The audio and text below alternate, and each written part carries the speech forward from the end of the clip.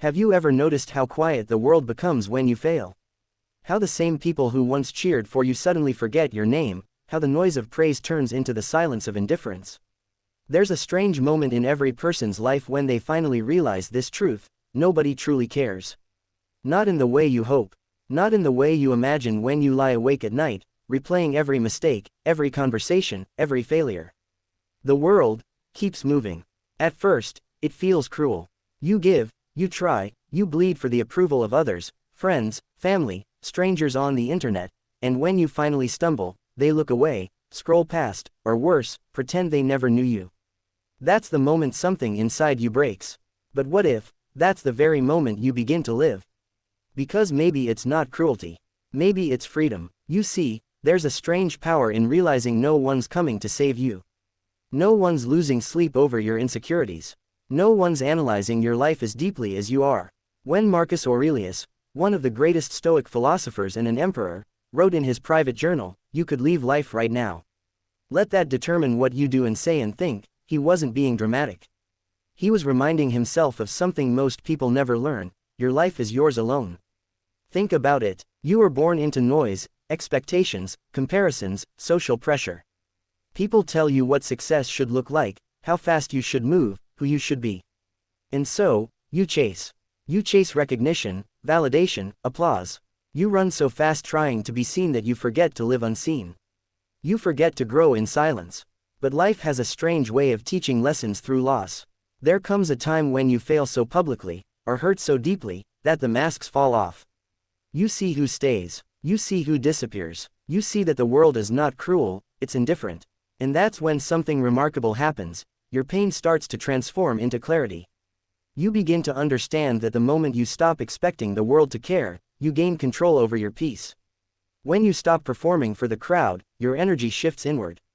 You stop trying to prove, and start trying to be. Seneca once wrote, "We suffer more in imagination than in reality." And he was right. We imagine people judging us. We imagine failure being remembered forever. We imagine being laughed at, talked about, ignored. But in reality, everyone is too busy worrying about themselves. Nobody is watching you as closely as you think. Nobody remembers your mistakes as sharply as you do. Nobody is holding you back, except you. And that realization is both terrifying and liberating. Because when you understand that nobody cares, you no longer live your life like a performance. You start living it like a mission. You stop asking, "What will they think?" and start asking, "What will I become?"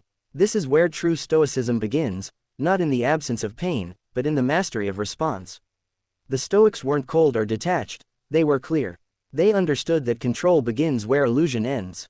And the biggest illusion is believing that others define your worth. So, if nobody cares, good. That means you are free. Free to fail. Free to start again. Free to disappear for a while and rebuild yourself quietly. When you stop chasing the world, the noise fades. The opinions fade. What remains is you, and the quiet, powerful truth that life doesn't owe you validation. You owe yourself discipline. And that is where the story of strength begins.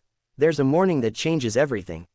You wake up, check your phone, and realize no one texted. No one called. No one asked if you're okay. The silence feels heavier than any insult ever could.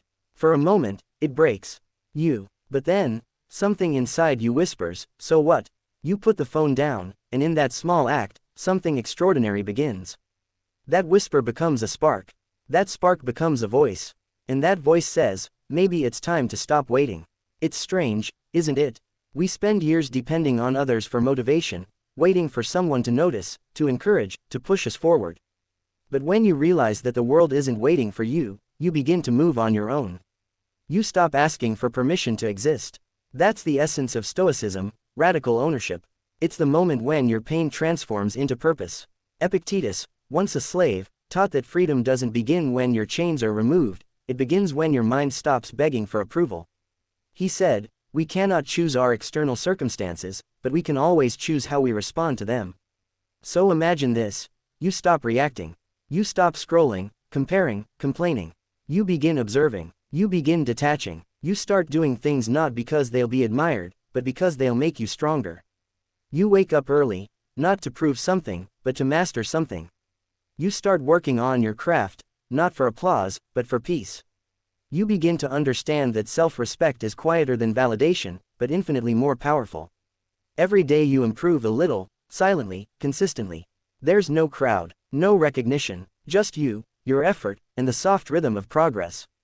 And at first, it feels lonely.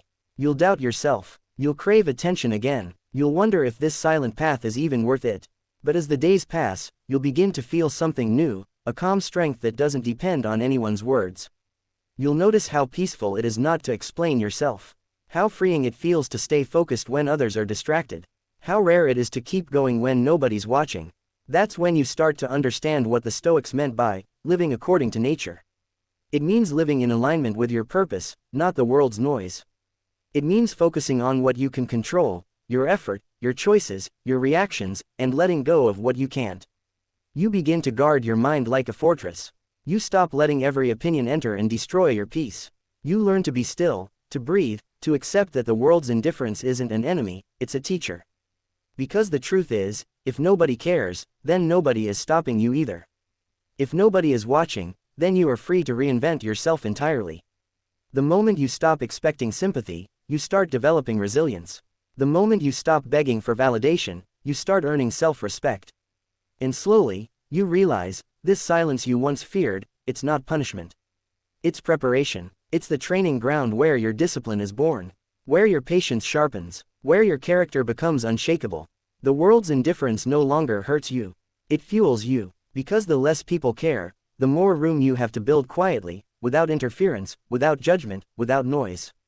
Marcus Aurelius once wrote, "Waste no more time arguing what a good man should be. Be one." That's it. That's the turning point. Stop arguing. Stop waiting. Stop seeking. Be, do, build. Because once you stop caring about who's watching, you begin to rise, and the world, ironically, starts noticing when you no longer need it to. There's a strange peace that arrives after the storm, the kind that doesn't come from comfort, but from surrender. You stop fighting for attention. You stop explaining your pain. You stop chasing the noise. At first, the silence feels empty. It echoes in your chest like a hollow cave. But over time, that emptiness becomes something else, space. Space to think, space to breathe, space to rebuild yourself without interruption. You start spending time alone, not because you have no one, but because you finally realize how powerful it is to have yourself. The world used to distract you, notifications, comparisons, fake connections, but now, the stillness begins to heal you. You learn to sit with your thoughts, to face them instead of fleeing from them. And in that confrontation, you discover truth. You realize that most of your pain didn't come from others, it came from your attachment to what others thought. The Stoics taught that it's not the events that disturb us, but our judgments about them. When someone ignores you, that's just an event. When you decide it means you're worthless, that's judgment. And that judgment is what destroys peace. So, you begin to unlearn. You stop labeling every silence as rejection. You stop seeing every setback as failure. You stop needing every person to understand you. And slowly, life starts to simplify. You eat simpler. You think clearer. You move slower. You speak less, but when you do, your words carry weight. You begin to notice how rare peace is in this world, and how valuable it becomes once you find it. In solitude, you meet a new version of yourself, one who doesn't panic when ignored, who doesn't crumble when criticized, who doesn't depend on the world to feel whole. You understand what Epictetus meant when he said, "No man is free who is not master of himself." Because freedom isn't about escaping responsibilities or people, it's about mastering your reactions to them. You can't control how others treat you, but you can control how long you let it affect you. So, you start building new habits. You wake up before sunrise, not to prove you're disciplined, but because you love the silence of dawn. You read philosophy instead of gossip. You focus on small victories. You work in silence, like an artist chiseling stone. You begin to understand that every day is a test of your inner strength. The world will ignore you, good. That means you can focus. The world will misunderstand you, good. That means you're no longer defined by them. The world will forget you, good. That means you can start again. And as you continue walking this path, something miraculous happens. You no longer need to be noticed. You no longer crave applause. You no longer measure your worth by noise. Because now, your validation comes from within, from knowing that you are doing your best, living with purpose, and refusing to break under pressure. The solitude that once felt like isolation now feels like power. It's the forge where your character hardens. The quiet where your clarity grows. The emptiness where your purpose finally speaks. And when you start to live this way, people begin to sense something different in you, not loudness, but calm authority. Not arrogance, but stillness. The kind of strength that doesn't need to announce itself. That's when you truly embody Stoicism, not as an idea, but as a lifestyle. You don't talk about peace. You become it. You don't search for meaning. You create it. You don't chase recognition. You earn it silently. And the most beautiful part, you realize that nobody caring was never a curse. It was the gift that forced you to finally care for yourself. Peace is easy when the world is quiet. The real challenge begins when life decides to speak again, loudly, cruelly, and without warning. One day, everything you've built begins to shake. The job you worked so hard for ends with a short email. The people who once said, "I'm proud of you," now say nothing. And the silence, once comforting, starts to sound like mockery. For a moment, the old thoughts return, the ones you thought you'd buried.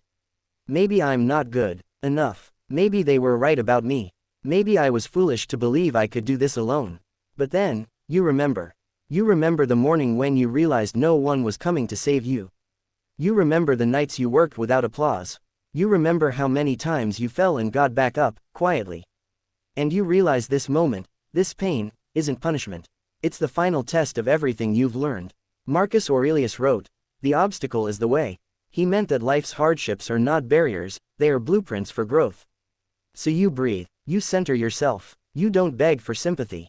You don't rant online, you don't seek revenge. Instead, you act, you sit down, open your notebook, and write a new plan.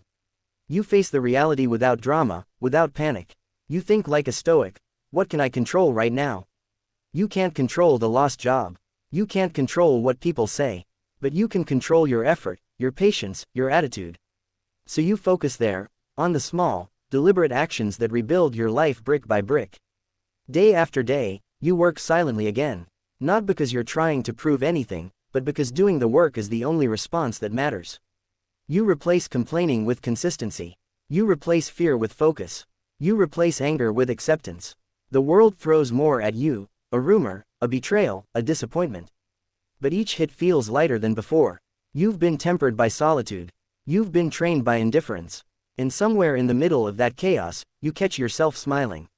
Not out of arrogance, but out of realization. You're still standing. This is what Stoicism looks like, not emotionless calm, but unbreakable composure. It's not about pretending life doesn't hurt, it's about refusing to let pain make you ungrateful. You stop asking, "Why me?" and start saying, "Try me." Because deep down, you know, every challenge is another opportunity to practice what you've become. When the world ignores your effort, you keep working. When people doubt you, you keep moving. When life strikes, you keep standing. And as the dust settles, you notice something powerful. You've changed. The person who once needed validation now gives it to others. The one who used to chase attention now values silence. The one who once feared failure now respects it as a teacher. The test wasn't meant to break you. It was meant to reveal you. And what it revealed was strength. There comes a point when you stop waiting for the world to notice, because you finally realize you never needed it to. The peace you were chasing through other people's eyes was always waiting inside you. Now, your life is no longer a performance. You wake up, breathe, and begin the day with quiet purpose. No pressure, no pretending, just presence. You start to see things differently. When someone ignores you, you don't take it personally. When someone criticizes you, you listen, but you don't break. When life changes its plans, you adapt. That's when you understand what the Stoics were always trying to teach, that happiness is not about everything going right, but about remaining right within yourself, no matter what happens.